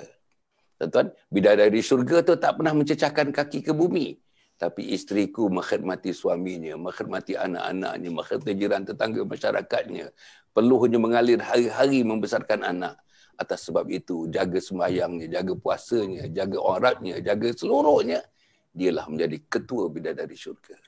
Tuan-tuan dan puan, insya-Allah kita boleh seminarkan setengah hari di mana-mana tempat tuan-tuan. Bukan ada kena bayaran apa-apa tuan-tuan. Hanya derma saja kepada Anjung Husnul Khatimah. Tak payah bayaran apa-apa. Derma saja. Datang besok ke komplek Anjung Husnul Khatimah, tak payah bayar apa-apa. Tapi nanti di pintu-pintunya ada tabung-tabung besar. Tuan-tuan duduk hotel 3 bintang, 3 hari 2 malam. Satu hari makan 4 kali. Berapa dibayar? Tuan-tuan fikir sendirilah. Tak ditetapkan bayarannya. Sumbanglah untuk Anjung Husnul Khatimah. Dan yang akhir tuan-tuan ialah kita punya taska kita. Kita ada taska, kita ada nursery, kita ambil daripada budak umur, anak-anak umur 2 bulan sampai 4 tahun. Kita bina atas 5 prinsip. Modern, professional, global, holistic, Islamic. Modern, professional, global, holistic, Islamic. Nak letakkan bibit-bibit Islam pada anak-anak kecil yang berumur 2 bulan sampai 4 tahun. Keuntungannya nanti ini baru 1 tahun 3 bulan. Kita ada 8 cawangan, 2 di Bangi, 1 di Kajang dan 5 di Kuala Lumpur. Belum ada buat keuntungan. Bila ada buat keuntungan nanti tuan-tuan puan, disalurkan untuk Anjung Husnul Khatimah. Managing Husnul Khatimah. Mengurus untuk urusan Anjung Husnul Khatimah. Jadi tuan-tuan puan ya, inilah yang sedang Yayasan Sabha pikirkan, sedang diaturkan. So, mudah-mudahan mendapat sokongan di tuan-tuan. Tuan-tuan nampak elok juga saya tunjukkan kepada mereka yang nak memudahkannya tuan-tuan. Ini dia punya sijil wakaf tuan-tuan ni. Sijil wakaf tuan-tuan tengok sijil wakaf. Itu ada gambar dia, gambar bangunan dia tuan-tuan ni, bergambar bangunan dia. Sijil wakaf ni insya-Allah tuan-tuan boleh tengok tu. Jadi boleh. Sijil wakaf ni RM10 ada. RM50 ada, RM100 ada, RM500 ada, RM1000 pun ada. Untuk Anjung Husnul Khatimah. Dalam ini ditulis siapa yang menderma ini kalau memerlukan potongan daripada cukai pendapatan, dia tax exempted tuan-tuan, tax exempted. Kerana kita bersama dengan Perbadanan Wakaf Selangor membangunkannya, Yayasan Sabha bersama dengan Perbadanan Wakaf Selangor, anak syarikat kepada Majlis Agama Islam Selangor MAIS. Tuan-tuan, dapatkanlah sijil-sijil wakaf ini insya-Allah. Bersama-samalah kita bangunkan Komplek Anjung Husnul Khatimah. Tuan-tuan dan puan yang sekalian, kita teruskan dalam satu pusingan lagi saya fikir. Sekarang jam saya menunjukkan pukul 10.16 tuan-tuan dan puan, insya-Allah. kita akan akhirkan dalam masa boleh satu orang boleh 5 minit insya-Allah tuan-tuan dan puan. Paling tidaknya salam perkenalan pada malam ini. Saya harap banyak lagi sesi-sesi untuk berjumpa dengan Al-Fadhil Ustaz Rusdi Ramli Al-Jauhari, terutama yang nak membincangkan sunnah, amalan-amalan sunnah dan hikmatnya. Apa hikmah? What is the rationale for each sunnah practice by Nabi Muhammad, dan kita nak praktis bersama ikut sunnah Nabi. Dan juga kepada imam muda ni saya tengok cara-cara pembahasannya, cara pembentangannya, susunan ideanya, susunan kata-katanya sangat menariklah bagi saya tuan-tuan dan puan ni. Jadi saya nak pergi kepada Ustaz Rusdi. Ustaz antara yang ditinggalkan Rasulullah sallallahu alaihi wasallam, pesannya kepada sahabat, antara sahabat yang karib dengan beliau iaitu Abu Dzar Al-Ghifari. Biasa kita dengar ini, dia memesankan kepada Abu Dzar 5 perkara. Dan 5 perkara ni tuan-tuan, daripada yang sekecil-kecilnya sampai sebesar-besarnya, tuan-tuan tengok satu persatu, you can stretch each single attribute ini, you can stretch whatever you nak, besar mana, bumi mana, langit mana, boleh di-stretchkan tuan-tuan, boleh dipanjangkan begitu. Apa dipesan kepada Abu Dzar? Wahai Abu Dzar, gunakan 5 perkara ini. Sebelum datangnya 5 perkara. Biasa kita dengar, daripada kecil-kecil kita dah dengar. Apa dia? Waktu muda sebelum datang waktu tua. Gunakan. Waktu muda kamu ni. Ni macam imam muda. Imam muda. Besok kalau dah imam berumur 60 tahun besok, imam muda juga ke namanya macam mana? Okey. Kemudian tu, gunakan masa sihat kamu sebelum kamu sakit. Allah tuan-tuan, siapa yang tak sakit? Sihat sekarang ni. Hasan Ali alhamdulillah adalah penyakit tapi sihat tuan-tuan puan. Takkan saya nak tidur. Kalau nak layan umur saya ni sekarang ni, saya nak tidur di sebelah isteri dengan bantal golik saya, depan ada TV tuan-tuan puan, itulah dia. Itu dia. Tapi saya lawan tu tuan-tuan, lawan. Kemudian gunakan waktu kamu kaya sebelum miskin. Kaya dah ni tuan-tuan. Mata boleh melihat pun kaya. Telinga boleh mendengar pun kaya. Kereta boleh berjalan pun kaya. Rumah tersegam pun kaya. Pangkat yang ada pun kaya. Satu lagi, tuan-tuan, anak tak sakit pun kaya. Naik pangkat setiap 3 tahun kali pun kaya. Tuan-tuan, boleh sembahyang, ikut sembahyang pada waktunya. Kaya dah tuan-tuan dan puan. Kemudian, lapang sebelum kamu sempit. Dan akhirnya, hidup sebelum kamu mati. Tuan-tuan tengok susunan Nabi Muhammad SAW diberikan kepada Abu Dzar Al-Ghifari. Dan ini tuan-tuan, hadis ini dah dibacakan di surau di masjid sejak kecil-kecil kita dengar. Macam mana tuan-tuan kita nak ambil falsafah dia dan amalan dia? Macam mana Ustaz Rusdi Ramli Al-Jauhari? Ulas sikit perkara ini. Auzubillahi minasyaitonir rajim. Bismillahirrahmanirrahim. Allahumma shalli ala sayyidina Muhammad. Saya nak rangkumkan daripada hadis yang Datuk baca tadi daripada Abu Dzar Al-Ghifari. Kita tahu Abu Dzar Al-Ghifari ini seorang sahabat yang sangat miskin dan kisah yang tertarik adalah Abu Dzar Al-Ghifari suatu hari pernah meminta jawatan gubernur kepada Nabi SAW, dan Nabi kata, wahai Abu Dzar, aku sayang kamu. Wahai Abu Dzar, aku sayang kamu. Sampai 3 kali Nabi sebut, wahai Abu Dzar, aku sayang kamu. Pada tanggapan Abu Dzar Al-Ghifari, kalau sayang bagi ya Rasulullah, tapi kenapa kalau sayang tak bagi? Dia kata sebenarnya aku sayang kamu berarti kamu tak mampu untuk pikul amanah pemimpin yang sangat besar tu. Itu besar Nabi SAW, kalau kita rujuk dalam hadis, bila para sahabat datang kepada Nabi SAW, sebab itu bila ada sehadis yang sahabat tanya, ayu a'malu afdal ya Rasulullah, apa amalan yang paling terbaik? Ada yang Nabi sebut jihad fisabilillah, berjihad pada jalan Allah. Ada seorang sahabat lagi datang, apa amal yang paling afdal ya Rasulullah? Nabi kata birrul walidain, maksudnya perbaiki hubungan kamu dengan ibu dan ayah.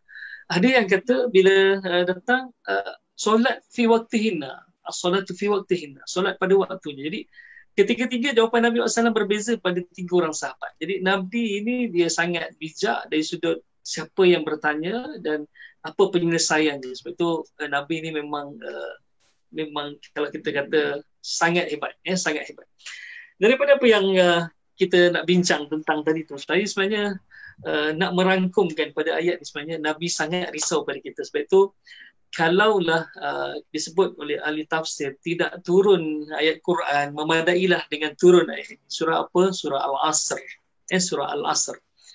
Dan bila bicara tentang wal asr, demi masa, tapi bukanlah demi masa yang time, yang siang malam tu. Al-Asr ni sebenarnya adalah tempoh hidup manusia. Tempoh hidup manusia. Sebab itu bila sebut wal asr ni, hidup kita ni umpama daripada waktu asar sampai waktu maghrib. Lebih kurang 2 jam setengahnya. Kalau kita diberikan umur 60 tahun, satu hari nisbah di sisi Allah adalah satu hari bersamaan 1000 tahun dunia. Kita kali, kita bagi. 60 tahun tu macam kita hidup 2 tahun setengah sebenarnya. Kita hidup 2 jam setengah. Kita hidup 2 jam setengah. Jadi sebab itulah Allah kata wal asr, dan para ulama tafsir kenapa disebutkan bahawa al-asr nak menunjukkan bahawa tempoh hidup manusia ini sangat pendek, bermula daripada waktu asar sampai maghrib. Dan Allah kata innal ladzina amanu innal insana lafi khusr. Maksudnya sesungguhnya manusia ini dalam kerugian. Kalau dalam tempoh yang pendek ini, yang daripada waktu asar kepada waktu maghrib, yang 2 jam setengah tu, dan kalau kita lihat wal asr ni dalam tafsir lebih tepat adalah period, itu adalah tempoh masa. Ada orang yang diberikan masa yang panjang, ada orang yang diberikan masa yang pendek, ada orang yang masa lahir je hanya beberapa jam hidup, Allah ambil dia. Ada orang yang diberikan umur yang panjang. Jadi betul, orang ni, manusia ni, dia akan berada dalam kerugian kalau dia tak kejar kepada 4 perkara ini. Yang pertama adalah beriman kepada Allah, termasuklah beriman kepada hari akhirat, hari kiamat dan sebagainya. Sebab itu Imam Muda Hasan tadi saya suka Imam Muda Hasan sebab dia sebut tentang akhirat minded. Akhirat minded ni maksudnya kita business minded. Semua apa kita nak jadikan duit, kadang-kadang jemput-jemput, orang Johor panggil jemput-jemput, orang utara panggil cekodok. Tak habis pun kita cucuk dengan lidi sate boleh jual. Itu orang business minded. Tapi kita nak akhirat minded. Jadi kalau orang yang tidak beriman pada Allah, tidak beriman pada Rasul, tidak beriman pada kitab, tidak beriman pada hari kiamat, dia tidak akan ada business minded. Jadi orang ni rugi, kata Allah Subhanahu Wa Taala, kan. Yang kedua, Allah kata alladzina amanu wa amilus solihat. Dan kalau kita bicara tentang amal soleh ni, bukan sebenarnya Allah semata-mata nak kita jadi baik, tetapi kita ni dituntut oleh Allah supaya kita ni buat baik, berbakti. Itu panggil amal soleh ini sebenarnya bukan saja kita solat tu amal soleh, tolong orang tu yang paling penting. Tolong orang itu adalah amal soleh. Berbakti pada orang lain tu adalah amal soleh. Okay. Yang ketiganya adalah disebut watawasau bil haqqi, berpesan-pesanlah kamu pada kebenaran, sebab dengan kebenaran ini, walaupun kita telah meninggal dunia, kita telah berikan satu ilmu yang bermanfaat kepada manusia yang lain, dia akan berterusan. Man sanna sunnatan hasanatan, ya. Barang siapa yang mengajarkan suatu kebaikan kepada seorang manusia, wa amila biha, dan dilakukan oleh manusia tersebut, dan bagi kita adalah pahala yang tidak akan terputus walaupun sedikit. Bermaksud, kalau kita dulu pernah pesan orang buat kebaikan dan orang itu melakukan kebaikan atas pesanan kita, walaupun kita telah meninggal dunia, kita akan tetap dapat pahalanya berterusan. Dan akhirnya watawasau bis sabr, maksudnya kita berpesan-pesan kepada manusia lain untuk kesabaran. Bila mereka ditimpa dengan musibah, kita pesan untuk mereka ni sabar, sebab selagi mana mereka sabar, kita akan dapat pahala. Jadi kalau kita tak kejar 4 perkara ni, yang Allah sebut wal asr, kan, kita tak kejar 4 perkara, kita rugi. Jadi inilah sebenarnya yang Allah ajar kita dan Nabi ajar kita, dan merangkumkan semua yang telah dibacakan oleh Datuk tentang hadis yang daripada Abu Zar, yang pesan Nabi kepada Abu Zar Al-Ghifari, kejar 4 perkara ni. Kalau kita tak kejar 4 perkara ni, kita innal insana lafi khusr, kita berada dalam kerugian yang selama-lamanya kita akan rugi itu. Wallahu a'lam bissawab. Terima kasih Ustaz. Masya-Allah Ustaz. Ustaz jangan lupa Ustaz, bila saya buat jemputan untuk ada sesi khusus untuk kita dissect, untuk kita bedah beberapa kehidupan Nabi yang berbentuk sunnah. Tuan-tuan, sunnah Nabi. Sunnah, dan kan tuan-tuan, sunnah ada qauliyah, sunnah fi'liyah, sunnah taqririyah. Ini kalau kita dapat sama-sama kita kupas nanti. Bila saya call Ustaz, saya harap jawapannya jawapan yang Tidak tanda tolak tapi tanda campur Allah jawapan tak Ustaz. boleh. InsyaAllah. Boleh. Imam muda, Buku saya saya- rasa imam muda ni saya akan tempatkan di satu tempat nanti. InsyaAllah. Saya harap sangat imam muda tidak menolak walaupun banyak menjahit dan sebagainya. Tuan-tuan dan puan. Tapi masih ada masa saya rasa. Cantik InsyaAllah. baju yang dipakai. Warna baju yang dipakai pun cantik tuan-tuan dan puan. InsyaAllah. Kita nak tengok juga nanti butik dia tuan-tuan dan puan. InsyaAllah. Okey. InsyaAllah. Okey. Saya nak apa ni imam muda ya, salah satu Ya. yang ditinggalkan oleh Nabi ya, yang dituntut sangat ini ialah persoalan tentang ilmu ni, ilmu. Allah. Kalau kita pergi masjid, minta maaf saya sebut ni, masjid yang saya pergilah. Satu negara ni tuan-tuan dan puan, termasuk Brunei, Singapura dan termasuk luar negara juga tuan-tuan dan puan ni, yang kehadiran masjid ni 1% aja. 1%.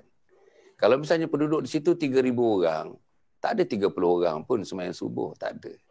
Kalau hari Sabtu, hari Minggu, lagi teruk.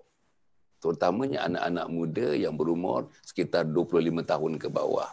Susah nak cari di masjid, tuan-tuan. Jadi, bila dia tak datang ke masjid, sebabnya punca ilmu ni, setakat yang kita ada dalam neighborhood kita, masjid. Masjidlah universiti rakyat. Suraulah universiti rakyat. Suraulah universiti yang akan mengajar fardu ain, fardu kifayah, yang mengajar akidah, syariah, akhlak. Surau masjid. Tapi tak pergi tuan-tuan. Anak kita tak pergi. Bapa dia pun tak pergi. Ipar dia pun tak pergi. Menantu pun tak pergi. Kebanyakannya 1%. Tuan-tuan pergi di mana-mana pun. Perhaps dalam musim hujan ini, you would see less than 1%. Less than 1%. People go to the mosque. Sekarang masjid dah dibuka. 1/3 daripada kapasiti masjid boleh diisi sekarang tuan-tuan dan puan, insyaAllah. Tapi Menteri menyebutkannya dalam sebulan yang lepas tuan-tuan, lebih risau tengok kehadiran masjid dalam keadaan COVID-19 dah dibuka ni pun kehadiran ni boleh dikatakan tuan-tuan dekat-dekat mengecewakan kehadiran. Saya baru saja berbincang dengan beberapa orang pengurusi masjid. Dia kata yang datang ni selalu ada 200, kalau ini masjid ni bagus tuan-tuan, sampai 250-300 orang kalau subuh. Tak kisah. Dia tak kisah ustaz siapa yang mengajar, penuh. Tapi sekarang ni 1/3 saja daripada itu.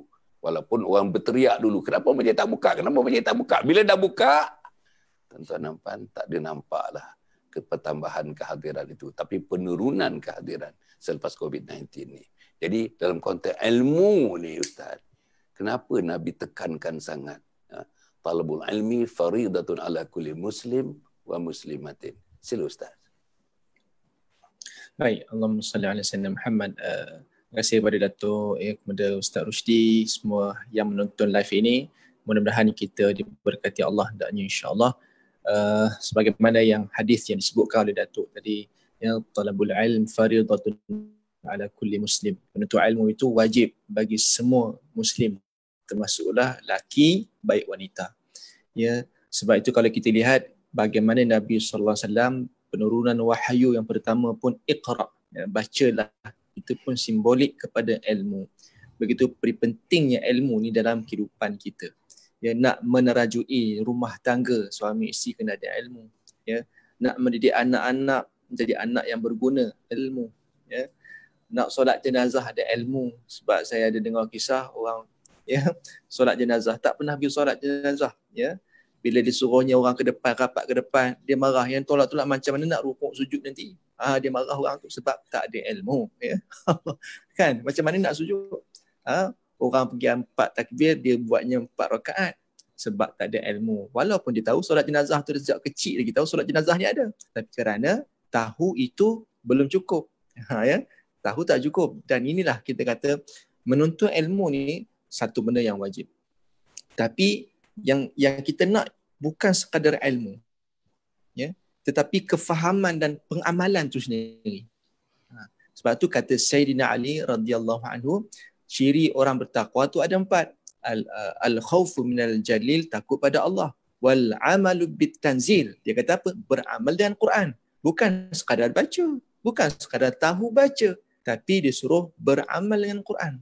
Hari ni ramai orang tahu tapi ramai yang tidak sedar. Tengok ya.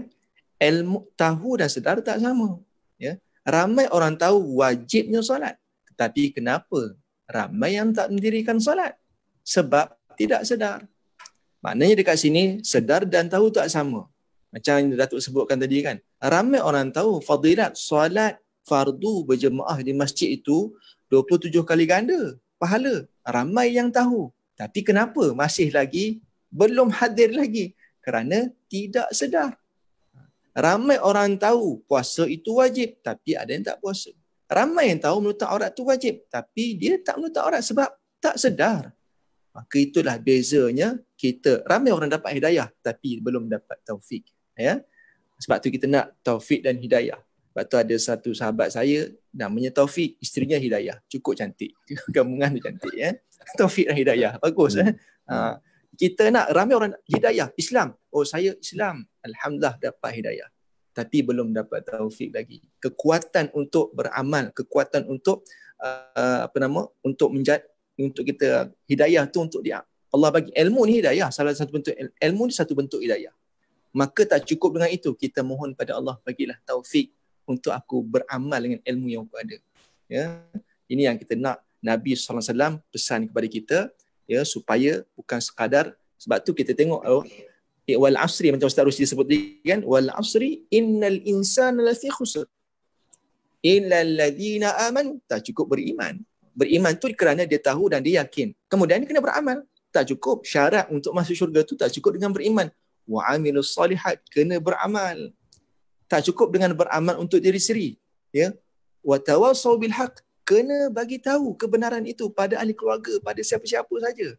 Dan dalam nak menyampaikan mesej dakwah ini, wa tawassaw bis sabr. Oh, banyak cabaran. Allah, susahnya kita nak bagi anak sendiri pun kadang-kadang tak nak dengar cakap dan sebagainya. Maka sabar. Ya, maka 4 perkara ni ada pada kita, insya-Allah, yang mudah-mudahan ilmu tu dapat dimanfaatkan dengan baik. Wallahu a'lam. Masya-Allah, ya. Tuan-tuan ni.